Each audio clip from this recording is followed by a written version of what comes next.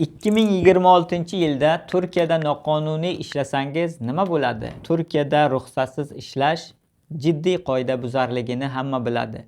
Agar sizda bunday holatlar aniqlansa, sizni ham boshlig'ingizni ham katta muammolar kutib turadi. Sizga nafaqat jarima, balki deportatsiya va mamlakatga kirish taqiqi qo'llanilishi mumkin. Jarimalar miqdori bilan tanishamiz. Ish beruvchi har bir noqonuniy ishlayotgan xorijlik ishchi uchun 102.504 lira to'laydi.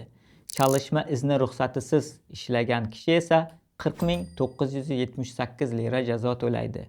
Agar kishi ish ruxsatisiz mustaqil ish faoliyati yuritayotgan bo'lsa, 82.011 lira jarima to'laydi. Mabodo sizga deportatsiya qarori chiqsa, barcha xarajatlar ish beruvchingiz zimmasiga tushadi. Yaxshilik qiling, ruxsatsiz ishlayotgan tanishingizga bu videoni jo'natib ogohlantirib qo'ying. Turkiyada hujjatlarni rasmiylashtirish va yashashingiz bo'yicha maslahatlarga OneLandga murojaat qiling. Albatta obuna bo'lishni unutmang.